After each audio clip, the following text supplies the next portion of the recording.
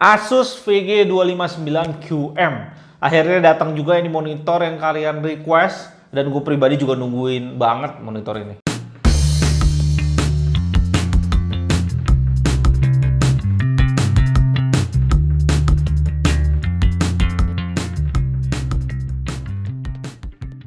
Selamat datang di GTA, di channel paling canggih di 2020. Monitor ini bener-bener di luar radar gua, karena selain dia baru keluar, dan beberapa dari kalian ada yang bilang kalau monitor ini tuh bisa push ke 280 Hz dan juga panelnya IPS, men. Gila, wow banget. Awalnya gue pikir ini too good to be true gitu, terlalu indah untuk jadi kenyataan gitu. Tapi setelah gue cek speknya di website, untuk lengkapnya, otak gue kayak langsung ngeluarin dopamin gitu, bus gitu, dan langsung membuat gue excited parah dan pengen banget segera nyobain monitor ini untuk gaming. Untuk boxnya itu cukup keren, guys. Di sini dibalut dengan nuansa hitam dan silver. Dan kalau kita lihat gambar monitor yang ada di boxnya, langsung kita bisa tahu kalau monitor ini punya bezel yang tipis. Yang paling menarik di boxnya adalah bagian samping yang nunjukin kemampuan monitor ini. Paling pertama nih guys, yang paling penting banget nih, ya pasti 280 Hz. Yang kedua, Face IPS yang harus kita coba seberapa ghostingnya. 1 milisecond tentunya, HDR400 yang artinya 400 nit, Shadow Boost yang adalah fitur yang mirip kayak black stabilizer di monitor lainnya. Jadi untuk merubah warna hitam jadi sedikit warna abu gitu. Yang berikutnya adalah NVIDIA G-Sync, yang sebenarnya monitor ini tuh FreeSync, guys. Jadi G-Sync di sini tuh compatible, tapi ada perbedaan monitor ini dengan monitor FreeSync lainnya yang akan gue bahas pada saat gue ngetes dan kasih lihat kalian bagian OSD. Berikutnya ada ergonomic stand dan juga garansi 3 tahun. Iya, kita buka boxnya dan seperti biasa ini gaya unboxing yang disediakan Asus bener-bener bukan favorit kita. Di sini kita dapat yang pertama kabel power, berikutnya ada adapter. Nah, ini artinya adapter di luar, dan gua rasa ini pilihan yang tepat karena gue yakin monitor ini dengan adapter yang di luar aja masih cukup tebal dengan mesin 280 Hz. Habis itu berikutnya ada kabel DisplayPort dikasih satu, dan juga dia kasih ke kita juga satu kabel HDMI jika kalian masih perlu HDMI. Untuk standnya ada logo NVIDIA G-Sync dan juga logo TUF Gaming di sebelah kanan. Standnya ini kita sering banget lihat Asus pakai di beberapa kode di monitornya di kelas VG ya, terutama ya. Yang gue suka adalah bagian swivelnya yang udah dikasih tanda supaya kita tahu bahwa monitor udah pas di depan kita. Dan kualitas buildnya memang full besi di bagian dalam dan dibalut dengan plastik ya, cukup tebel bagian ini. Dan di bawahnya kita udah dilengkapi dengan 7 karet penahan yang pastinya 7 karet penahan yang pastinya. Dan bagian bawahnya dilengkapi dengan 7 karet penahan yang pastinya udah buat monitor ini tuh kokoh dengan gaya yang robotik masa depan dan memberikan fan di lubang keluar ke arah kiri dan kanan seperti membentuk huruf V gitu. Di bagian belakang kiri juga kita bisa lihat kombinasi dari tombol dan joystick untuk pengaturan OSD-nya yang udah gue bilang nice banget karena udah pakai joystick, enak. Untuk portnya sendiri di sini kita dapat satu port power tentunya. Yang berikutnya kita dapat 2 port HDMI 2.0 yang artinya udah support 240 Hz via HDMI. Berikutnya kita dapat satu port DisplayPort 1.2. Habis itu satu port audio jack, dan yang terakhir ada port USB. Yang aneh banget gue pikir awalnya karena di sini nggak ada USB upstream ke PC, jadi pastinya nggak ada power di USB ini. Dan pas kita tanya Asusnya langsung, ternyata port ini digunain untuk repair service. Gue nggak tahu jelasnya bagaimana mereka menggunakan USB sebagai repair sistemnya mereka. Ya pasti itu sistem sebuah mesin internal gitu guys, jadi hanya mereka yang tahu gitu. Jadi ya kita cuekin aja karena nggak ada gunanya buat user seperti kita. Dengan logo Asus di bagian belakang dan TUF Gaming di kakinya itu mempercantik monitor ini. Dan monitor ini juga sudah support VESA 10x10 cm. Hal kecil yang penting yang diberikan monitor ini adalah sudah adanya kabel management di kaki bagian bawah. Untuk bezel bagian kiri dan kanan itu lebarnya sama, yaitu 0,5 cm. Bagian atas itu sedikit tebal 0,6 cm dan bagian bawahnya 1,1. Dan kedalaman bezel ini yang gue suka karena udah hampir mepet banget ke panelnya, seperti bezel-less gitu ya. Saatnya kita tes ergonomic stand dari monitor ini. Tilt, berikutnya swivel. Nah, swivelnya di sini kita bisa sampai 180 derajat. Untuk vertikalnya kalian harus dorong sedikit bagian dagu supaya pada saat kalian dorong ke vertikal itu nggak mentok bagian bawahnya. Dan sudah ada head adjustment juga tentunya yang menurut gua sih agak sedikit seret ya guys. Ya kualitasnya cukup lah ya untuk monitor gaming. Pada saat nyala kita bisa sama-sama lihat kalau kualitas panel IPS di monitor ini udah cukup baik untuk kelas gaming tentunya. IPS ini digunakan juga ngeluarin warna yang bagus dan view angle yang luas. Warna juga masih oke dilihat dari angle samping yang cukup ekstrim. Yang gua rasain saat pertama kali gua lihat monitor ini, bezelnya itu sama sekali nggak ngeganggu, walaupun monitor ini bukan bezel-less. Nah, di sini gua pakai settingan standar gua untuk review di GT ID, brightness 100, contrast 70 dengan settingan modenya FPS. Kalau gue perhatiin untuk warnanya, bisa gue bilang ini keluar warnanya over gitu ya kalau buat main game, jadi agak sedikit nggak enak. Tapi kalian bisa rubah itu di OSD di bagian saturation. Monitor ini gue rasa mempunyai fitur OSD yang super lengkap. Apa yang kalian butuhin itu ada semua di monitor ini. Oke guys, di sini kalau kalian buka OSD-nya ini secara default ya, kalian overclockingnya masih off awal-awal. Kalau kalian mau hajar ke 248 Hz, 280 Hz, sorry. 280 Hz overclocking kalian harus nyalain, jadi udah disediain nama Asus sendiri untuk mode overclocking dari pabriknya. Sedangkan monitor-monitor yang lain 240 Hz kadang-kadang kita masih overclock sendiri, dan gua nggak tahu sih itu sebenarnya ngerusak garansi kalian atau enggak. Cuma kalau di sini udah disediain fiturnya, jadi kalian nggak perlu repot, kalian tinggal on kan. Max refresh rate dia 270, gua nggak ngerti kenapa 270 defaultnya. Kita tinggal pilih 280, dia akan nge-flash sebentar dan dia akan langsung ke 280 Hz. Oke, kalau kalian lihat buka, dia ada kayak sebuah message gitu ya untuk disconnect DisplayPort di sini. Mungkin kalian nggak bisa baca semuanya. Cuma gue ngerasa nggak ada efek banyak ya pada saat gue disconnect. Nah di sini kalau kalian lihat di sini udah ketutupan ya. Nah udah 280 Hz di bagian sini. Oke guys, tadi udah nge-flash monitornya, dan pada saat kita masuk kalian bisa lihat di sini udah 280 Hz.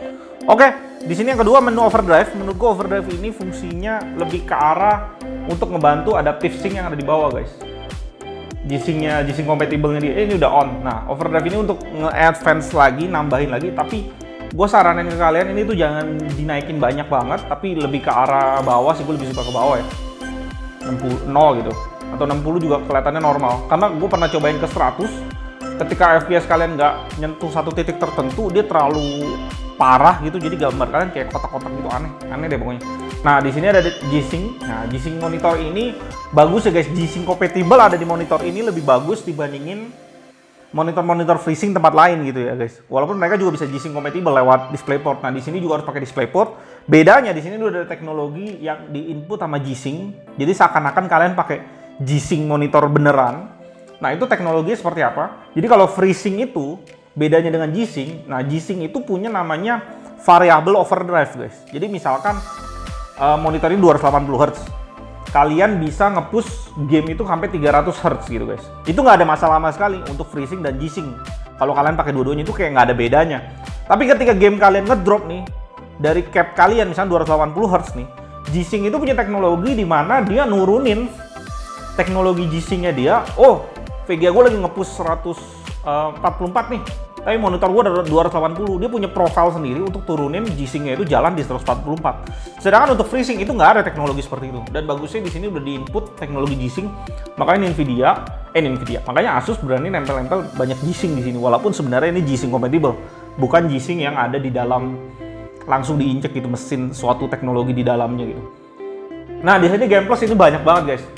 Kalau kalian butuh ya, di sini ada crosshair dan tete bengek ya. Kalau kalian butuh tuh crosshair bisa dipilih. Display alignment, nah ini kalau kalian nyalain, nah ini kayak ada garis-garis gitu di sekitar monitor guys. Nah garis ini buat di kanan juga ada tuh. Nah garis ini digunain buat kalau kalian mau ngeratain monitor kalian yang kedua di sini di kanan gitu. Jadi kalau kalian ada monitor ini satu lagi dan kalian nyalain ini, kalian tahu oh ini udah sejajar nih. Tuh habis itu kita ke sniper. Nah sniper ini cukup unik guys. Pada saat kalian nyalain dua gitu, ada titik gitu. Di tengah monitor itu kayak ada sebuah magnifier. Magnifier itu ketika kalian geser mouse nanti ke tengah kayak lebih gede. Gua nggak tahu sih apakah ini berguna gitu ya untuk game kompetitif. Untuk sebagian orang mungkin berguna, tapi buat gua sih akan mempengaruhi fokus gua ke arah tengah itu sendiri. Buat apa digede-gedein gitu. Nah di sini untuk HDR-nya kalian harus nyalain di Windows kalian. Caranya gampang, kalian tinggal ke display setting. Habis itu ke Windows HD color setting, pindahin ke on settingan play HDR games and apps. Ya, saatnya kita tes game dan caranya kita overclock dulu ke 280 Hz. Ingat, di sini harus pakai DisplayPort. Testing yang gue lakukan adalah main CSGO, main game CSGO di mode workshop selama 5 menit di settingan 240 Hz. Dan berikutnya gue pindahin ke 280 Hz supaya gue bisa langsung ngerasain di 280. Mungkin di sini gue bisa bilang bahwa kenaikan 40 Hz itu dalam pandangan mata itu kecil banget. Lebih smooth dikit, tapi kalau gue bayangin dalam keadaan real time pada saat kalian main game, 40 FPS itu sungguh advantage yang banyak banget yang bisa menentukan kalian hidup atau mati dalam sebuah game kompetitif. Dan yang gua rasain itu kualitas 280 Hz di monitor ini tuh nice banget. Dan berikutnya kita untuk ghostingnya kita tes UFO di sini, dan di sini kalian bisa lihat perbedaan antara 280, 140 dan 70. Di sini gue tes dalam berbagai kecepatan juga sampai 1920 pixel per second. Dan kalau gue perhatiin ghosting di monitor ini itu udah cukup rendah. Hampir kalian nggak bisa notice terlalu jelas. Untuk tes terakhir di sini kita tes bleedingnya di monitor ini. Gue tes video warna abu-abu dan juga warna hitam. Dan gue swivel buat kalian lihat sendiri. Kalau unit yang kita pegang ini nggak ada bleeding apapun, karena bleeding itu adalah salah satu resiko produksi yang nggak bisa dihindari dari semua produksi monitor. Berikutnya kita tes speaker di monitor ini, kualitasnya juga bisa kalian denger sendiri.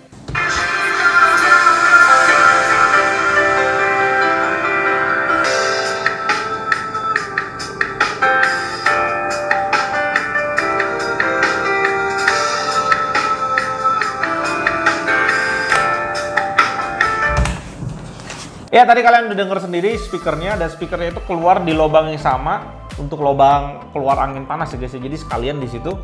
Nah, ini speakernya sebenarnya suaranya udah oke guys. Cuma kemarin itu gue tes monitor ini soundnya, gue dengerin lagu gitu ya. Habis itu gue coba pakai headset, bukan pakai headset, pakai speaker yang 79.000 yang gue menangin harga 1.000 waktu itu pas Tokopedia Sale.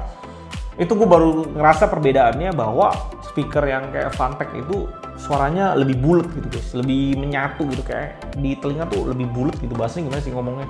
Dia kayak lebih, ya lebih bulat gitu ya. Di sini kayak agak, misalnya ini lingkaran ini gimana sih? Nah ini lingkaran nih guys ya. Dia kayak masih segini gitu. Jadi masih ada kresek-kreseknya dan juga bassnya juga nggak terlalu keluar.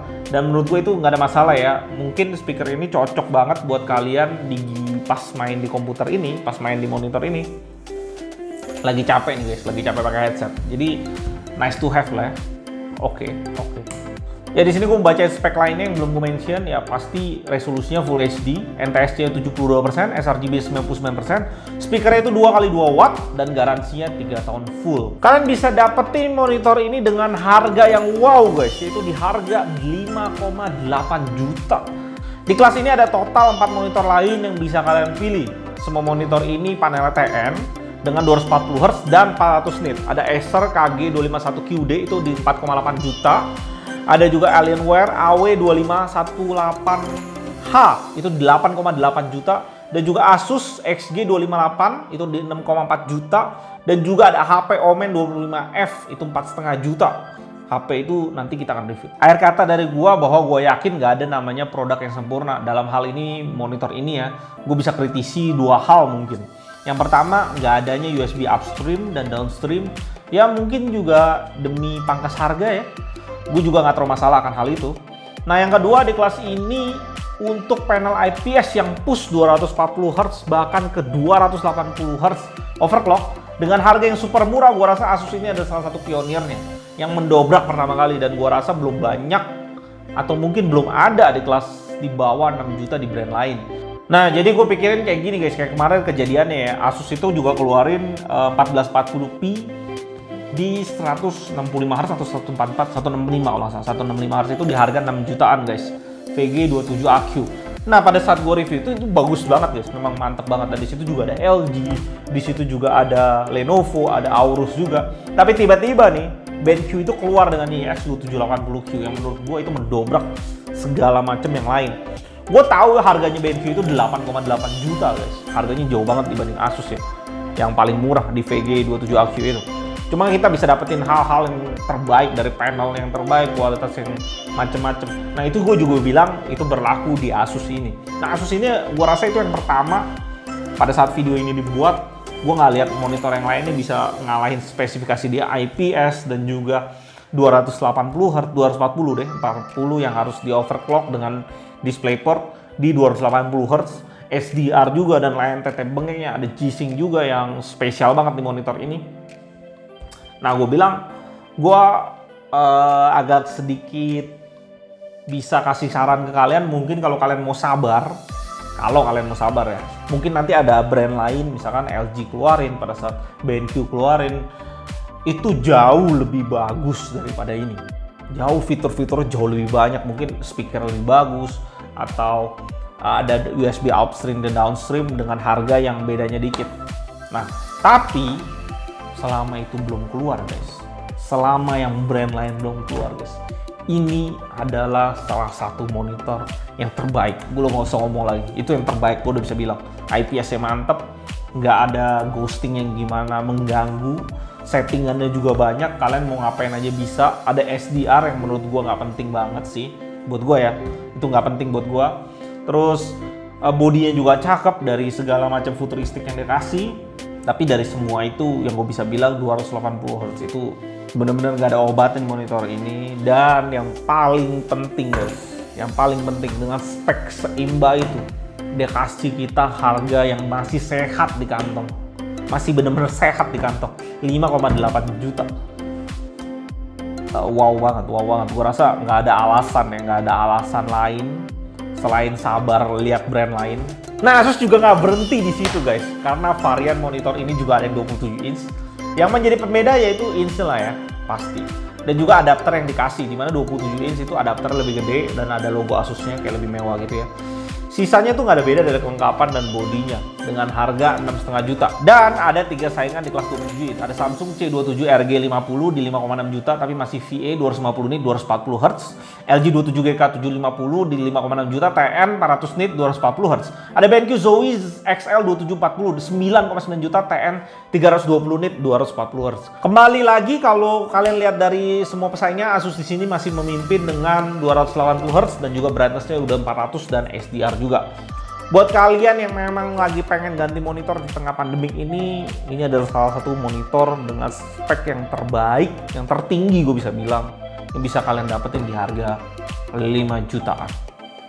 Kembali, semua keputusan di tangan kalian. Apakah kalian mau sabar ngelihat brand lain perang di sini, atau kalian mau langsung angkut monitor ini? Karena 25 inch, gue rasa 24,5 ya di monitor ini, 24,5. Gue rasa menjadi sebuah spot manis gitu buat gaming, itu mantap. Kalau kalian kurang juga kalian bisa naik 27 inch dan masih mantap juga dengan harga yang tapi gue berharap Asus nonton video ini dan dia suka dan mau giveaway monitor ini, siapa tahu. Ya, thank you banget yang udah nonton dan sampai jumpa di video berikutnya. Thank you buat kalian yang udah nonton sampai akhir. Kalau kalian suka dengan video barusan, kalian bisa support kita dengan like, subscribe, dan komen. Dan jangan lupa nyalain tombol lonceng di sebelah tombol subscribe untuk dapetin update terbaru dari GT ID. Dan di kolom komentar kalian bisa request ke kita barang untuk di-review. Kalian juga bisa isi kritik dan saran. Apapun pikiran kalian akan gue baca satu persatu. Di tahun 2020 ini, GT ID mempunyai tema giveaway buat kalian subscriber dan viewer setia dari GT ID. Buat teman-teman kalian yang punya produk yang mau di-review sama kita, kalian bisa kontak kita di email kita, ada di deskripsi di bawah. Dan kita hanya minta kalian mempersiapkan produk atau merchandise untuk di-giveaway kepada viewer dan subscriber setia GT ID. Salam GT ID dan tetap